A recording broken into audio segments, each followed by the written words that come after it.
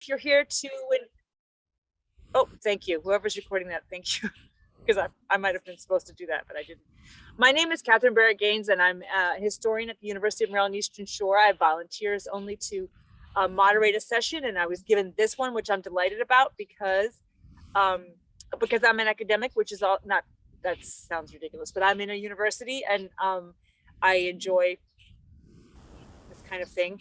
And I also like it very much because we're discussing one thing, one topic, everyone together, one paper, I guess, is the way to look at it. And I really like that opportunity. I don't have to say anything because there's enough people here who know what they're talking about to say things. Maybe I'll just remind us when it's almost time to go, and I'll watch the chat. Maybe I will, little things like that. But otherwise, I think I'll just say, I don't know if, I know Claire has her screen up. Maybe Claire, would you like to kind of run the thing? I think we should, everybody should introduce, I mean, we all know that Claire Yun is from Kean University, New Jersey. Shilpa Viswanath is from John Jay College. I went to Fordham, so I know a little bit about John Jay. Madinah Hamidullah is from Rutgers, University-Newark, and so is her colleague, Lindsey McDougle. And we have discussants on this topic. Meghna Sabharwal is from University of Texas at Dallas.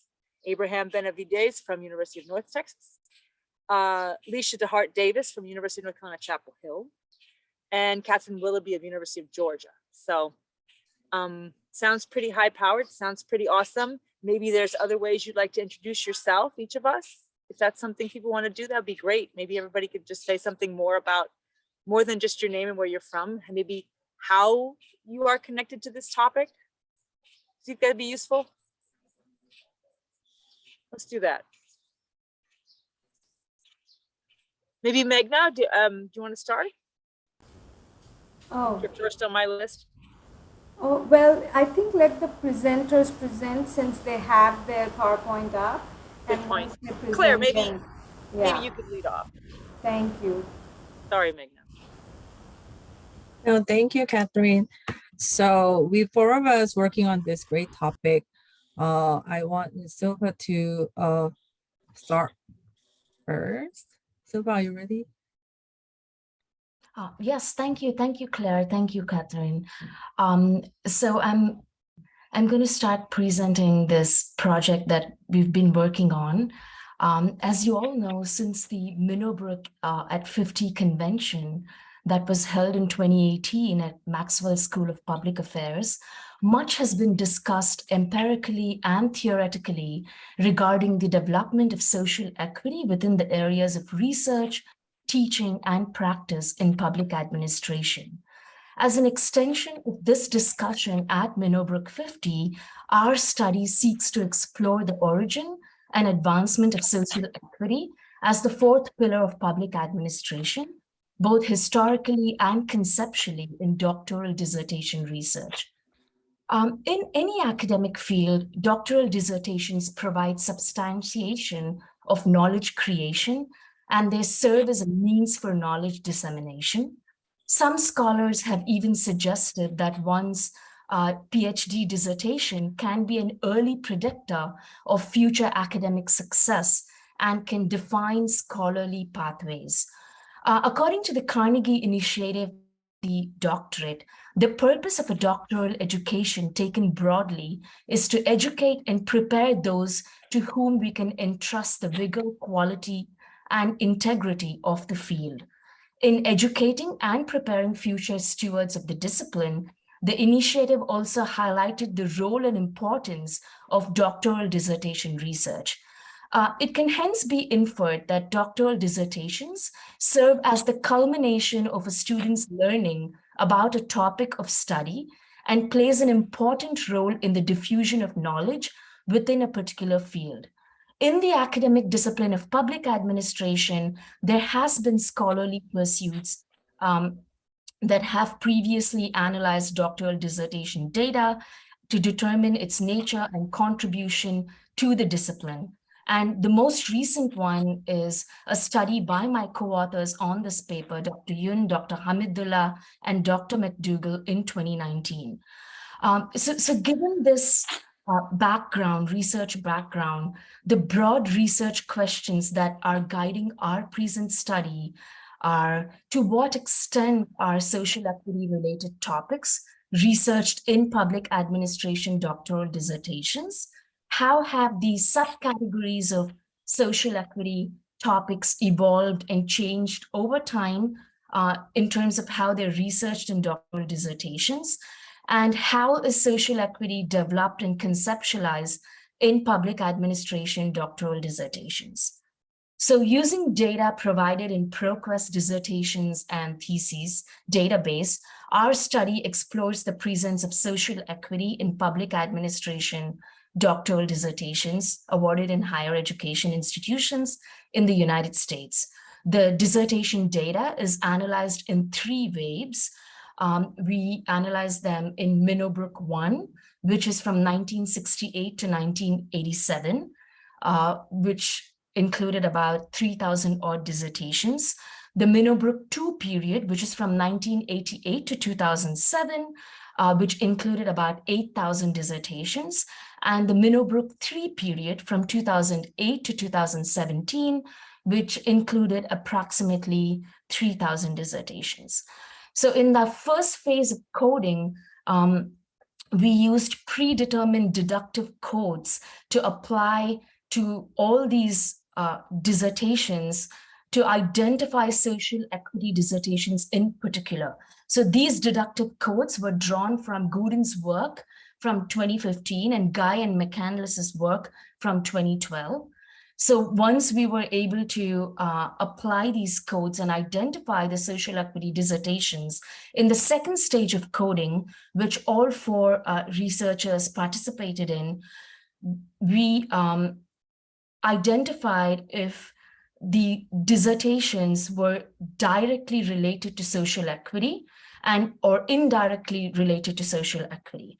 And this is the crux of our contribution. So for all the dissertations in our sample, we consider 2 questions. Does the dissertation center the social construction of identity categories? And does the dissertation center the historical context of identity categories?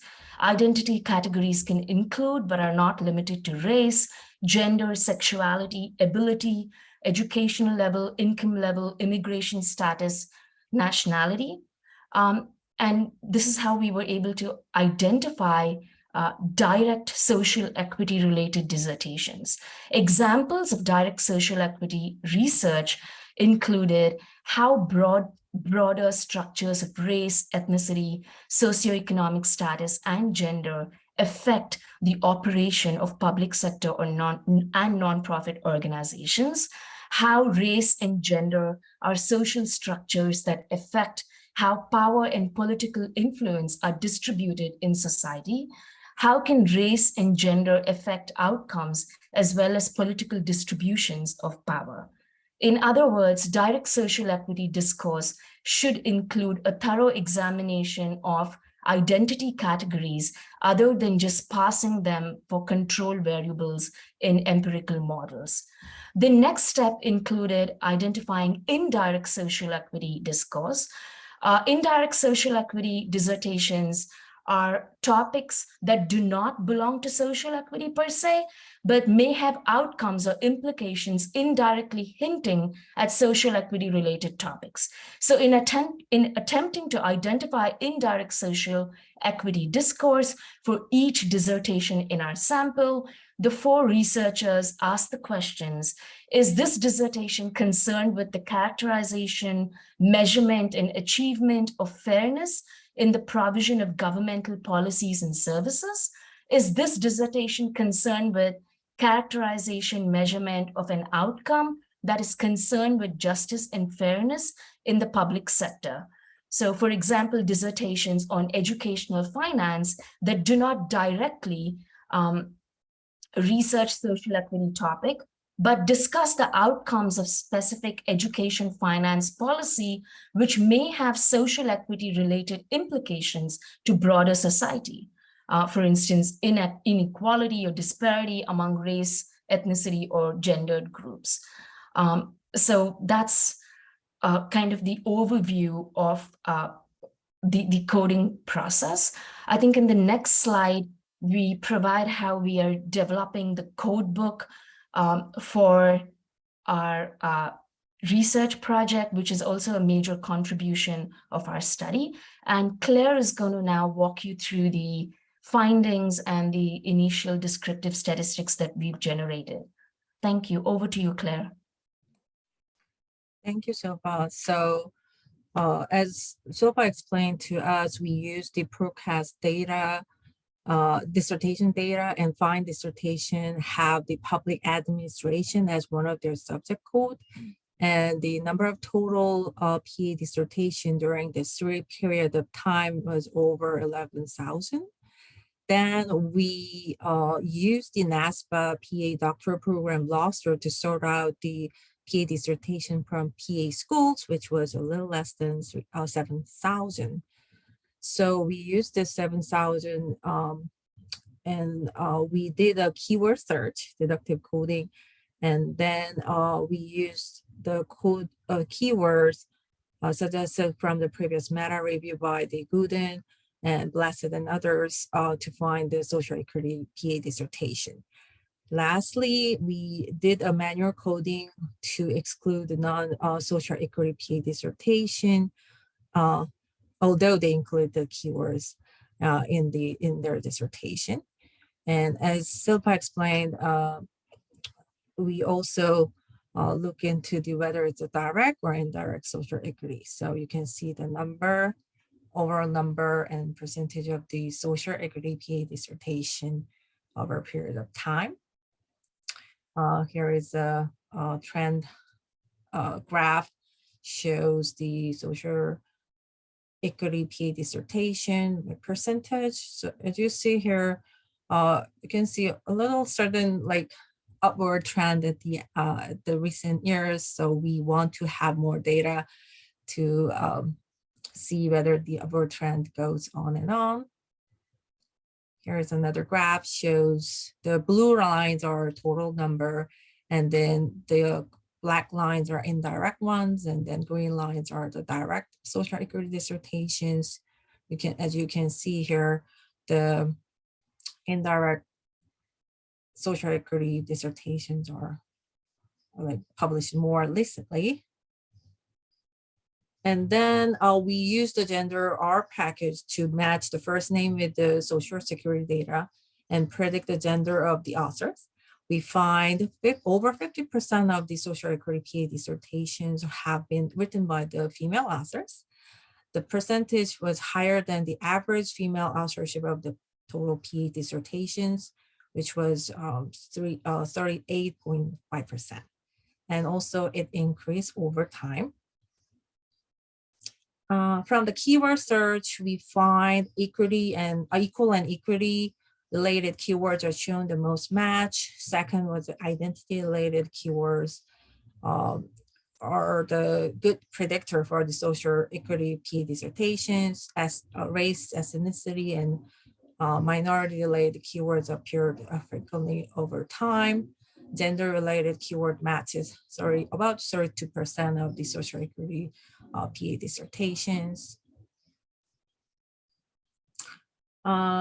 And the doctoral student upload their dissertation in the progress system and with the 6 subject code. So other than public administration, what subject code they added? Most frequent ones are political science.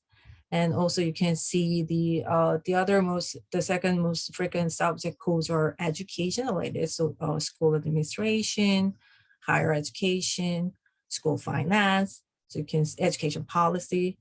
And women and gender studies and minority ethnic group are ranked high subject for the social equity PA dissertations, as you see in the table. And then to examine the institutional factor, we use Carnegie basic classification to see where this social equity PA dissertations are published. As you see here, most of them are published in the research universities and doctoral research universities. which was not surprising.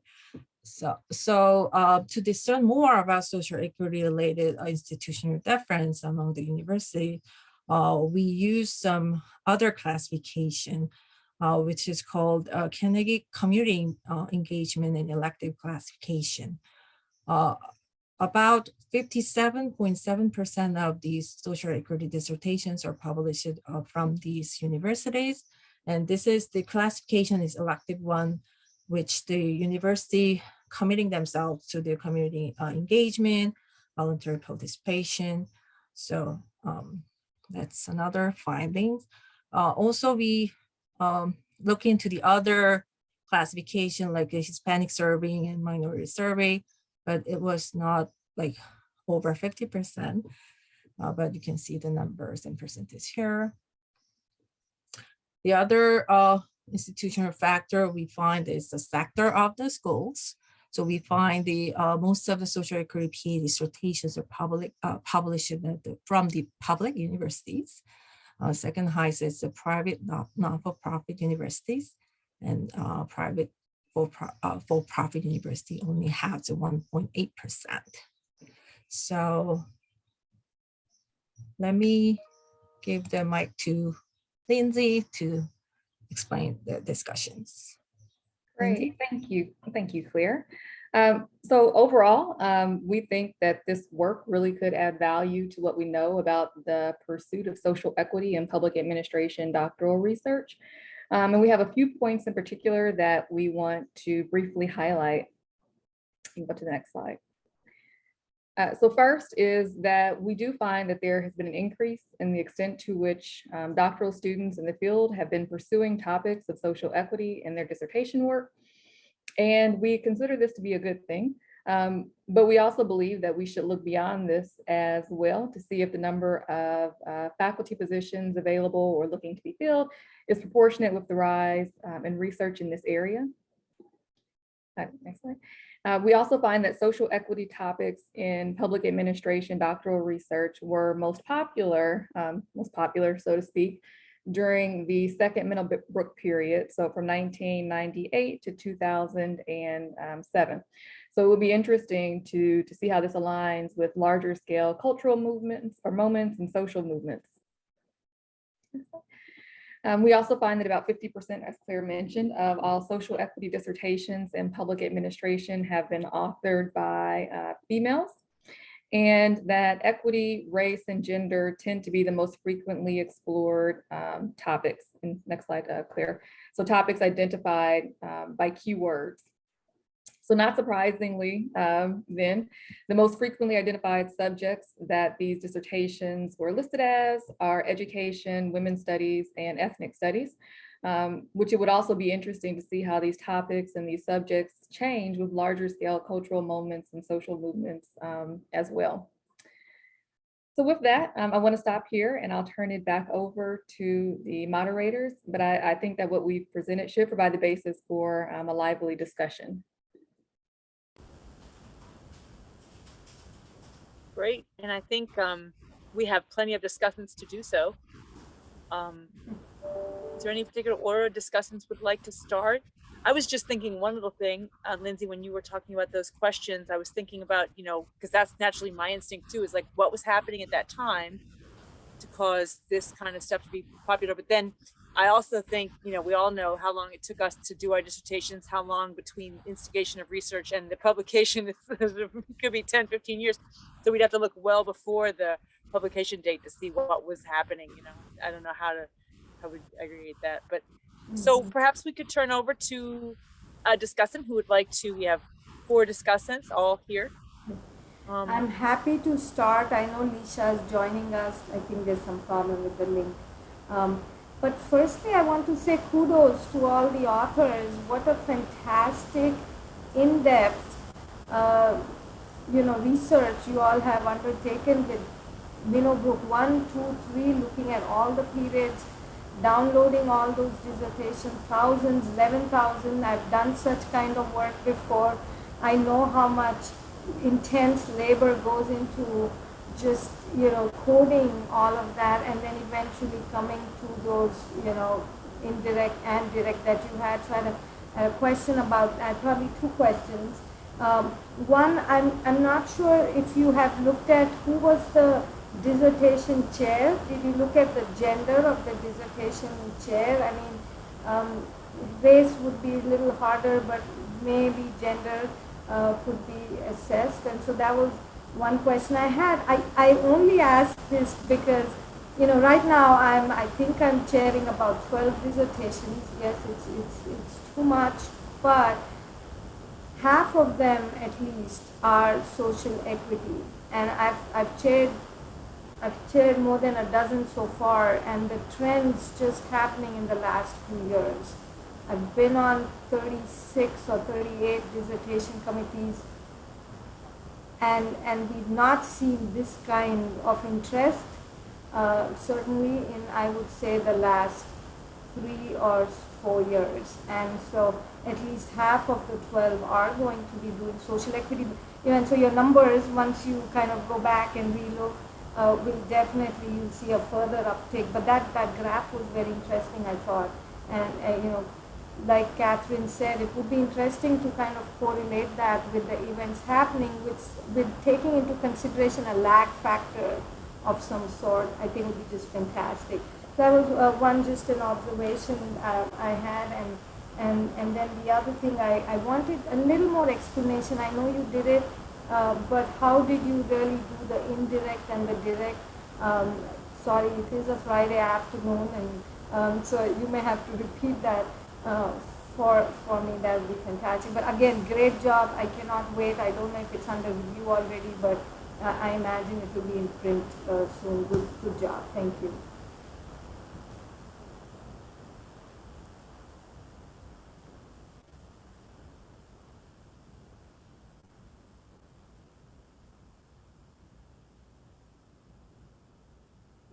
Do you want us to go ahead and respond to the question before we go on, or how do you want Yeah, to? I think that Okay. makes sense. Yeah, I'm sorry. I shouldn't have Okay. allowed so much silence, but yeah, no, I think one question at a time makes sense, just No while problem. we're thinking of it. Yeah.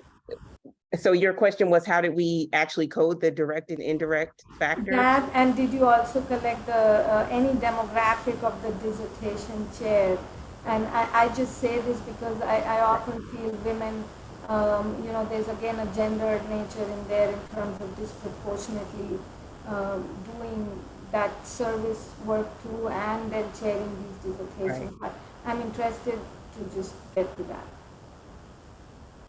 Yes, for sure. So Shilpa put some notes in the comments, and I'll just in the chat, and I'll just kind of read that out. Just so we look to see the direct social equity impact. So we did that individually. So we each took blocks of dissertations, and then we checked each other. So we did a check on each person's block to see if we had agreement, if we didn't have agreement, based on the code book. So that was really one of the things that we really wanted to move forward to say, you know, you can use these questions, you can go through this exercise of questions to get to direct and indirect. So really, does the dissertation center around the social construction of the identity categories? Does the dissertation have an historical context to these particular identical categories? So that was, as we said, direct. Then we looked to, and so then we asked ourselves those questions when we were reading, you know, when we were reading the dissertations, the abstracts. Then we did, if it was direct, then we looked at indirect. And is the dissertation concerned with the characterization, measurement, and achievement of fairness in the provision of governmental policies and services? Or is the dissertation concerned with characterization, measurement of an outcome that is concerned with justice, fairness in the public sector, So that's how we did that. And again, that was one of our kind of, we liked what we were doing as far as looking at the dissertations, but we noticed that those direct and indirect factors of social equity, it was kind of a hang up that we were having as we were going through the research and kind of saying, is based on the keywords, said, well, this isn't enough. There's another layer to this. I hope that answers the question. And I should add, so we also, at the very start of it, we looked at these questions and did like sample, for example, dissertations that could fit into either direct or indirect so that we analyzed the content of the question too, so that we were basing our evaluation on similar type metrics. So we went through the questions, made sure that we were all looking at the same thing. And then we each went in individually and did our direct and indirect coding. And then as Madinah said, we did our inter-rater reliability. And then as far as the dissertation chairs, I believe we have that information. So originally we were thinking about a much larger framework for the dissertation data that we had, even network analysis and different things like that kind of further down the line. So we were interested in those topics of kind of who's your chair, who'd you work with, and kind of to see even about success in the field, you know, those different types of things. So I do believe that we have that information. It's just at some point we were kind of like, okay, we have to focus on one thing because there's just so much data available there.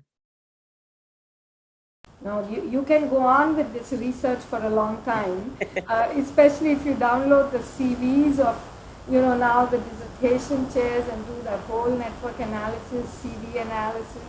I think it's just fantastic as a start to the project.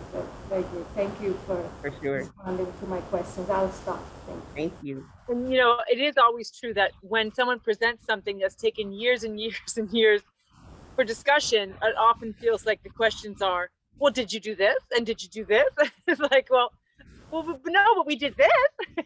So, you know, we were all appreciative of and how much work it takes to come up with a table like that. But I think it shows how interesting it is that people want to know more.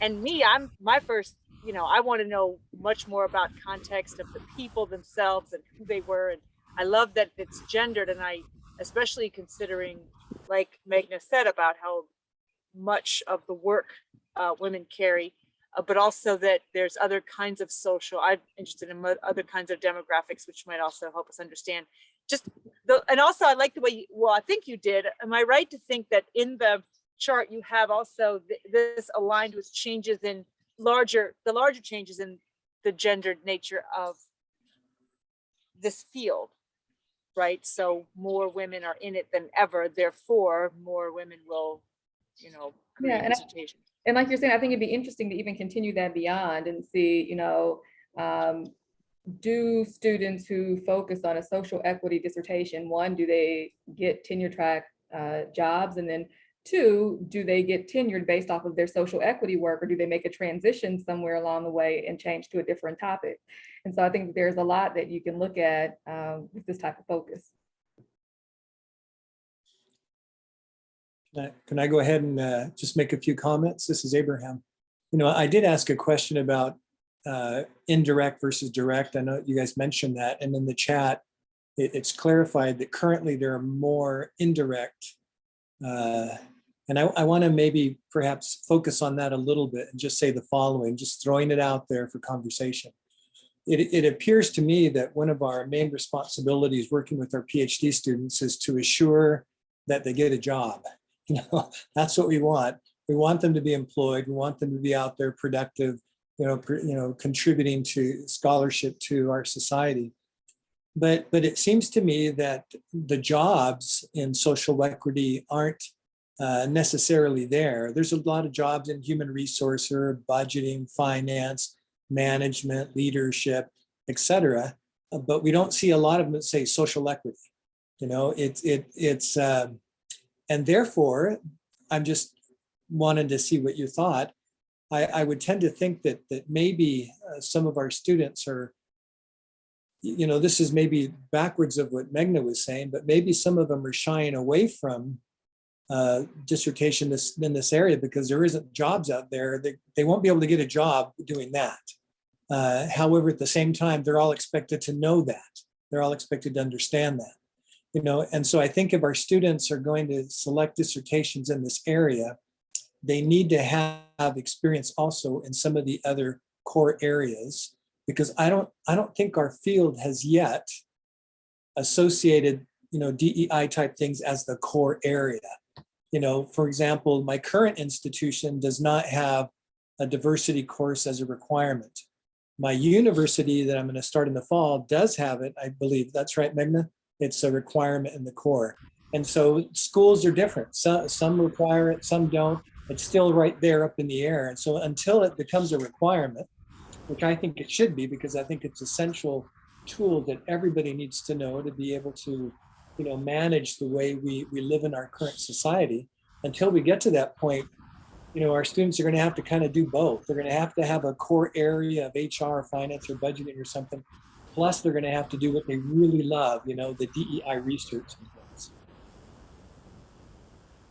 And Yeah, just, I completely agree, Abraham, that we have to, I'm a big proponent of, mixed methods, and in talking with my graduate students and, coming up with a topic, there's so much out there, and you can conduct a component of your research related to social equity for anything. We know that.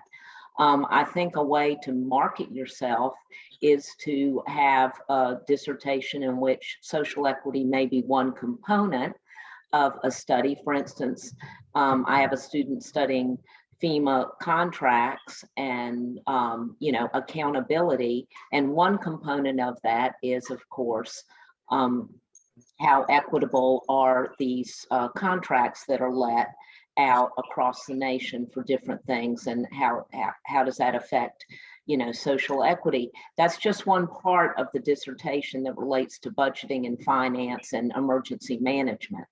Also, another way to highlight graduate students conducting work in this area is through their methodology.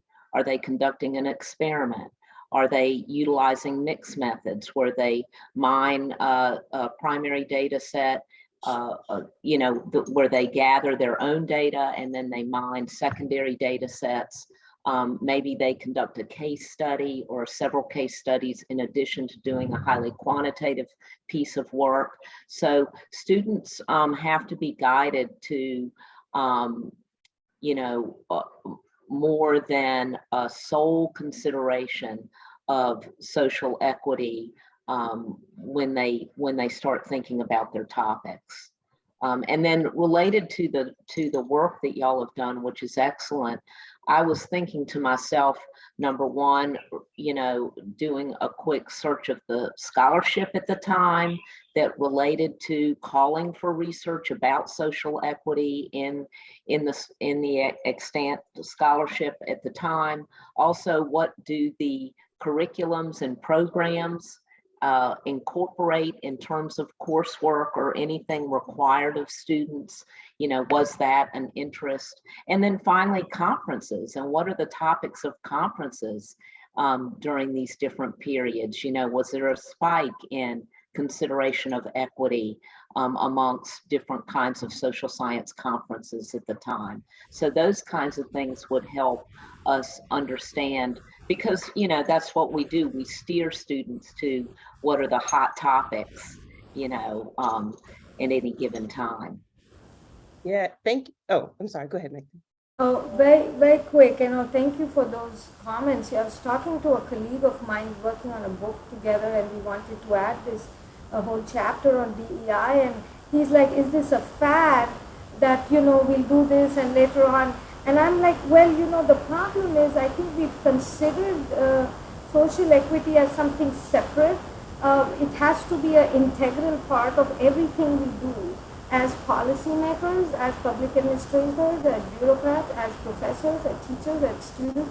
I think for far too long we've just considered it in the outside realm. We've had that as our pillar in public administration. It is considered the third or fourth. We see, but economy and effectiveness, efficiency, those have always been the high values.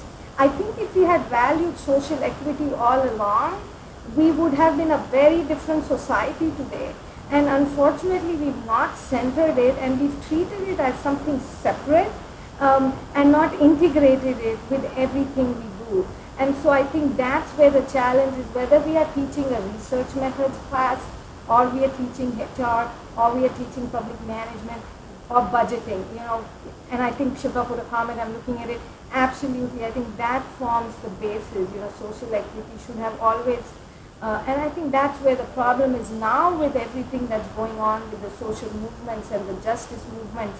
I think again there's been kind of a reckoning. So I told my colleague, it's not a fad. This will remain as long as we as humans exist. Because again we have differences, we have our own challenges.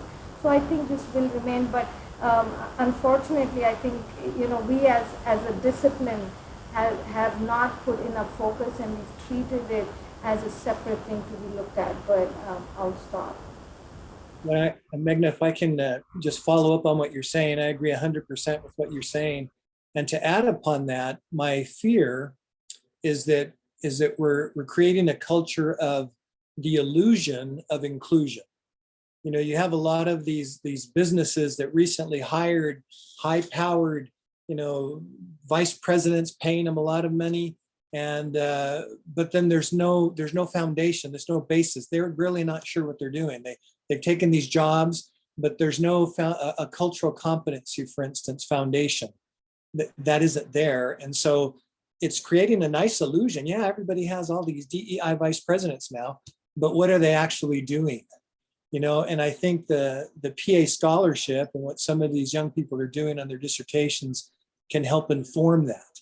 Well, we might have to backfill, all right, because maybe the social events of the period, as you mentioned, Meghna, have promoted this to go forward a little bit, but so that it won't just be a passing phase. Let's backfill and help people understand what cultural competency is, what DEI really is, what social equity really is, so that it can be part, like you say, that would be the ideal, to have it be part of. That's somebody put it here on the chat, that's the lens which we look at things, that's perfect.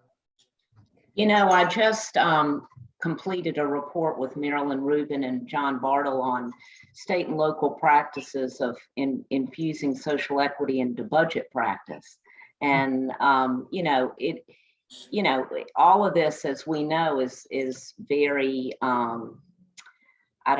it's confusing and it's eclectic. I mean, many states and local governments are doing all kinds of social equity DEI stuff. And as Abraham says, many have DEI offices and all this stuff.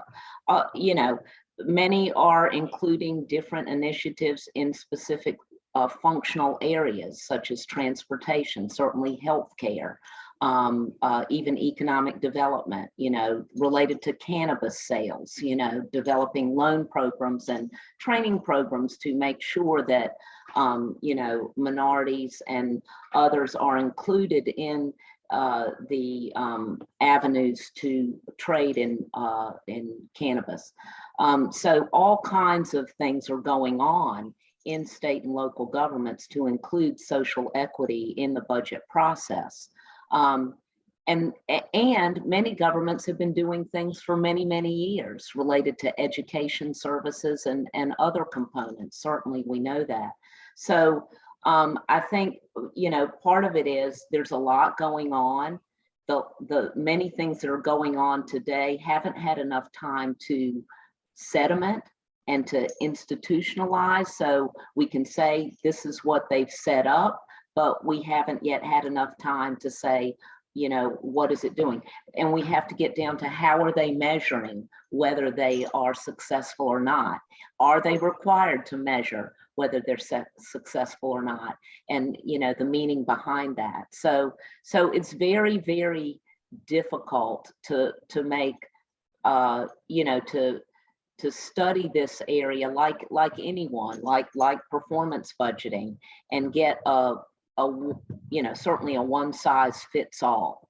So I think that there's going to be plenty to study, and every government is going to be lurching forward a bit and stepping back a bit, and some may be in particular functional areas and others may have a centralizing factor to it. But it's just, to me, it's like any other area of study that we need. I'm glad it's at the surface now and we're able to see,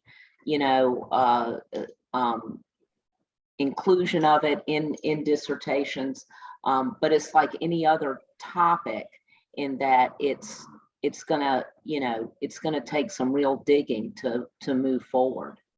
And Well, I I'm really, see- I'm sorry. Let me, if I could just address a couple things that have come up. One thing that I want to be clear about is that you could have a social equity dissertation and not say this is a social equity dissertation, right? We're looking at it through the definition of equity and the outcomes that are associated with it, right? So the thought of saying that, you know, maybe someone couldn't do this just because they're doing an HR dissertation, just because they're doing a budgeting dissertation, people are doing the work. And that's what our research is showing, is that this is not new.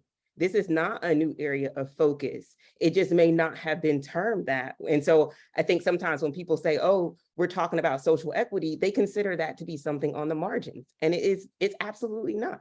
It is something that has been kind of weaved throughout our history of public administration scholarship. And it's just only when it gets titled or when it gets then people start to think, oh, you're doing something outside of the box and you won't, you know, kind of be able to get hired or different things like that. So I think that it's important for us to kind of know that at a very large scale, there are many of these dissertations that aren't necessarily saying outright kind of going at it with a social equity approach, but they're absolutely doing the work in those areas. And they are looking at outcomes that have social equity effects. And that's where our direct and indirect contribution of acknowledging that work really comes into the fold. And so I would say, even as scholars and researchers in the field, when we hear certain terms that may be coined now or that may be kind of in vogue now, to think it's, what is it, old wine and fancy new decanters or whatever, right? That's kind of what we have, and that's kind of what we're seeing. And we're acknowledging that this work has been here and people have been doing it for a very long time. And again, we're looking at equity as that lens, not necessarily that's the only thing that a scholar will be focused on. Not saying that that's bad if they chose to, but that it's a very broad approach to how we are defining it and how we are acknowledging it in the field of study. I think that's what Abraham was kind of getting at when he asked, this is majority of these are going to be indirect, in that same way that they're not going to be using that term necessarily, social equity. And I was going to say, as a total outsider to this field, it seems to me that this would be things related to this, things related to social equity, whatever they're called at different times, I think will be quite prevalent in a field called public administration. I mean, we call these people public servants. Mm-hmm. I mean, this is about service. Mm-hmm. To other people. Going back to your Kathryn about language, right? And just as you said, we probably we had social equity since the Minnow Brook, but somehow it didn't take off in the field. And you're right, people were doing dissertation works, but they never used the term social equity. It's within the last year, I think I would say maybe 7-8 years, you know, with Susan Gooden's work, and it's really taken on, and everybody is now attuned to it, and we now know. But even when I did my dissertation, you know, I was working on foreign bond issues, and I didn't use the term social equity anywhere in my dissertation, although I was looking at a group that has been marginalized in some ways. And so it's interesting that it's same thing with intersectionality. You know, intersectionality has been there since the 80s, but now as a field, we are seeing more and more articles come out in intersectionality. Same thing with colonialism, right? I mean, that term we know of for so long, but PA is now adapting that, and we are seeing some articles come out in that area. So I think you're absolutely right. It's, you know, I think when you write the paper emphasizing how these terminologies, which might have been there too, and your research shows that through your indirect work. Yeah, new wine and old flasks, okay, monthly bottles, love it. Yeah, I remember, you know, my dissertation looked at, you know, state government budget analysts and how they made decisions about, you know, budget requests. And, you know, a component of it was looking at the gender-based wage gap amongst budget analysts. I didn't use social equity anywhere in the dissertation, but published an article about the gender-based wage gap between analysts and what it meant and why, you know, what explained it, and you know, how we could account for it. So, you know, I really think leading doctoral students, my goal for them is I want you to be able to market yourself, and you can't market yourself on one solid thing.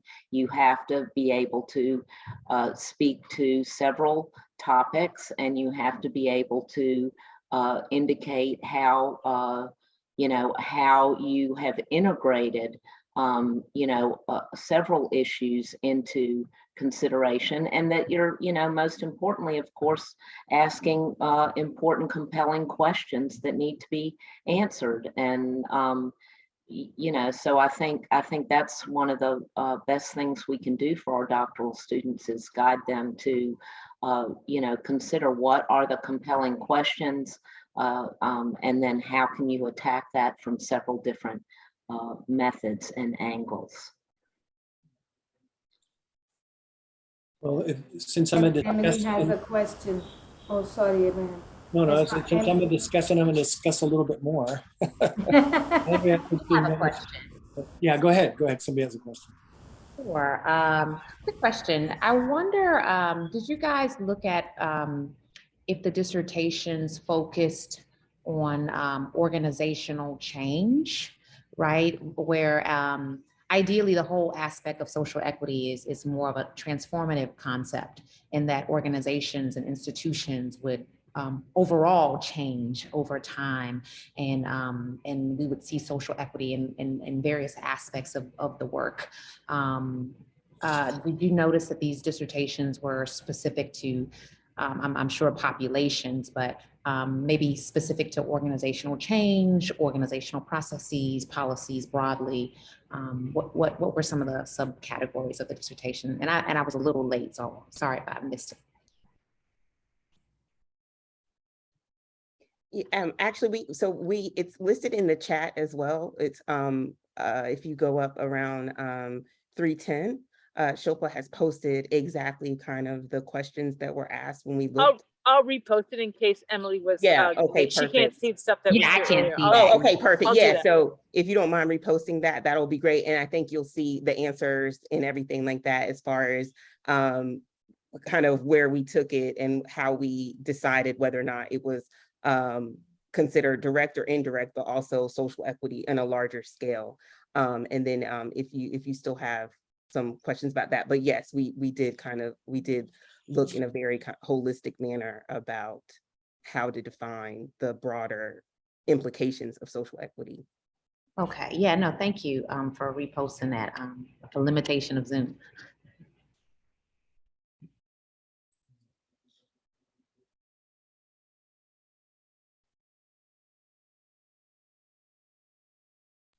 While I'm doing that, because I have to cut and paste it one at a time. I was thinking about, this, I'm torn when I hear people say, yes, absolutely, we want our grad students to get jobs. But I also am torn about guiding them toward topics that will get them jobs. So, because as we know, we're all gonna have lots of jobs and life is gonna be very long. So the idea of thinking about, guiding students into stuff because it's marketable at a moment in time. And I know that I don't think anybody was saying that. I'm just throwing that out as a hand grenade to start conversation. But that's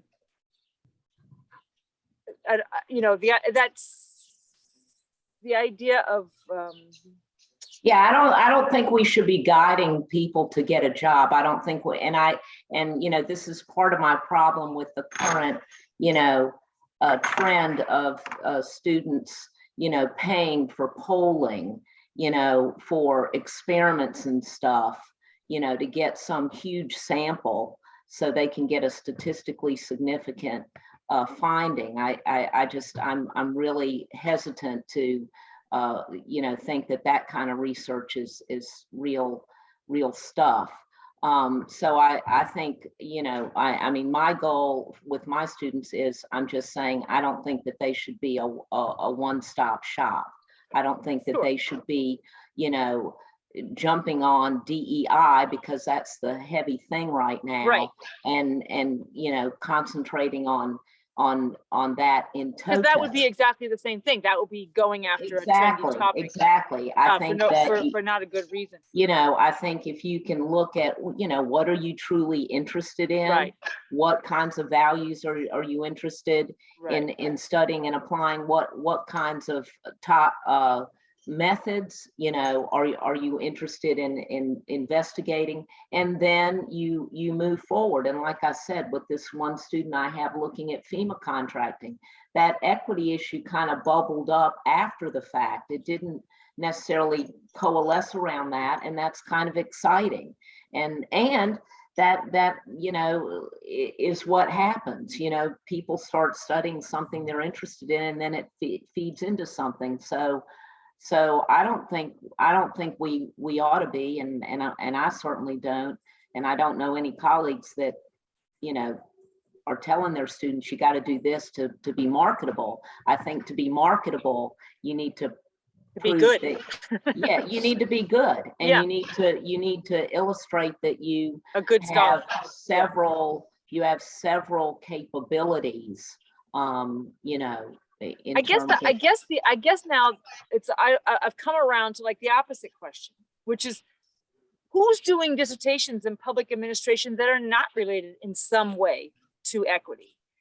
That would be scary, because that is a reinforcement of then, you know, the white supremacist structure, which we're supposed to be dismantling. If you can look at public administration and not see issues of equity, then you've got blinders somewhere, right? I mean, who are these people that are not, like you just said, Kathryn, scratch the surface of FEMA, you hit social equity right away. Scratch the surface. I mean, what field in public administration does not fall into social equity as soon as you scratch the surface?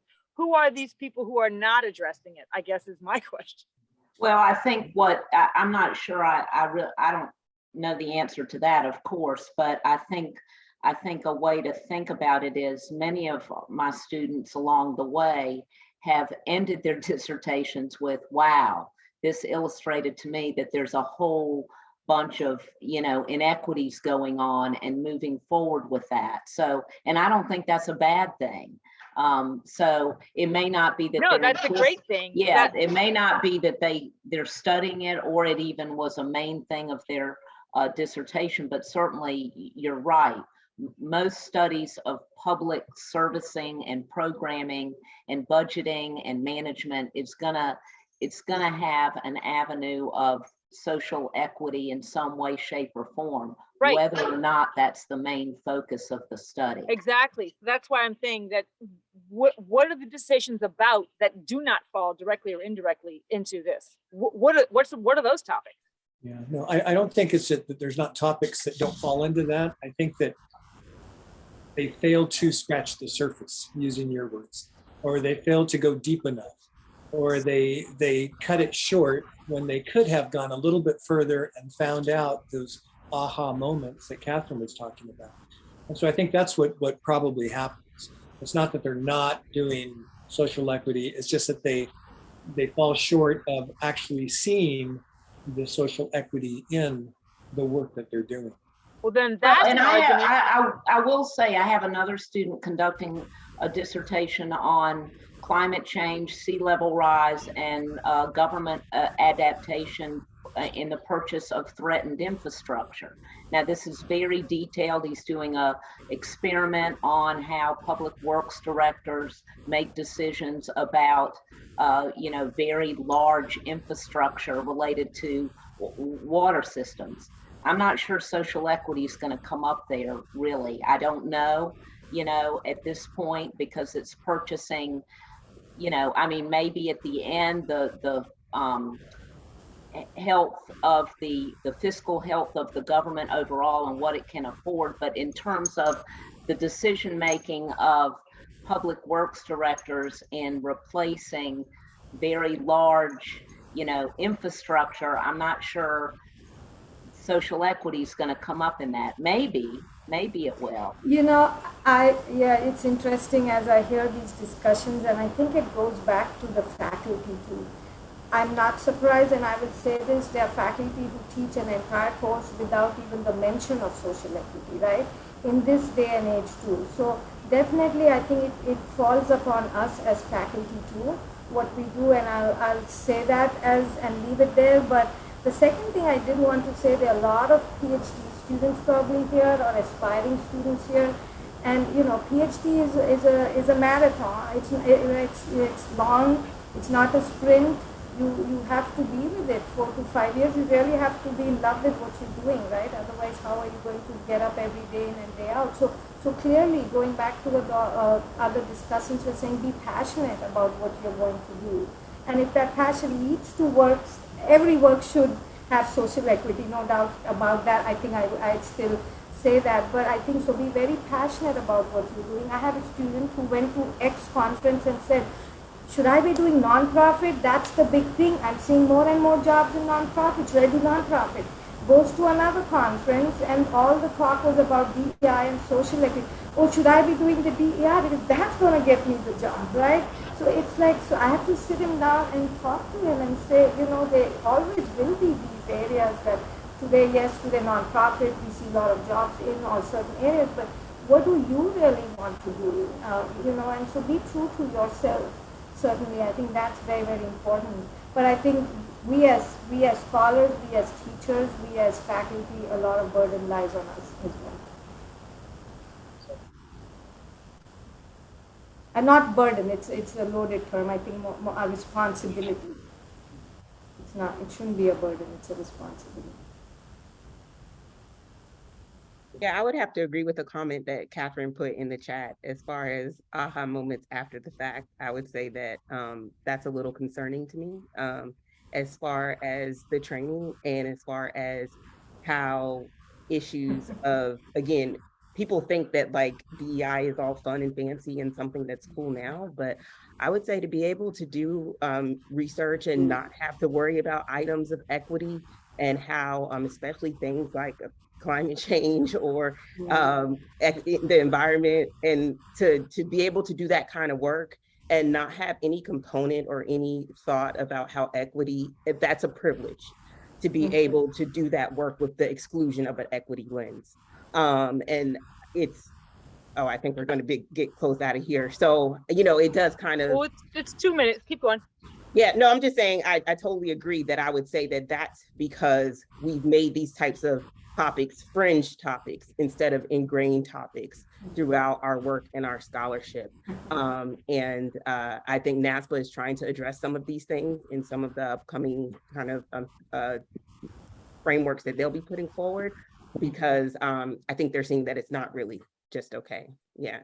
Yeah. I think, of course, I was not saying that my student wasn't considering social equity in a climate change dissertation. I was simply saying he's drilling down to decisions of public works directors making decisions about very expensive water-related facilities in the scene of sea level rise, and that, you know, in that decision-making experiment, there's not a criteria for social equity per se. It's all about cost, threat, you know, the politics, you know, fiscal health, all that. And that specifically didn't get in there, but that, you know, of course. Yeah, because we know if we don't think that those things are ingrained in those decisions, that's right. Then we have a problem. Right, yeah, right. I mean, and we know that So public to works not decisions are acknowledge made it all is the time, running over people of color in their neighborhoods and their communities, and right. I mean, we just know that. And so Right. I think what it shows is there's power. There's very big power in what you guys do to revolutionize the world. This has been really, really fun. Much more interesting and much more amazing than I expected. And I really, really appreciate this opportunity. That was great work, great scholarship with so many implications.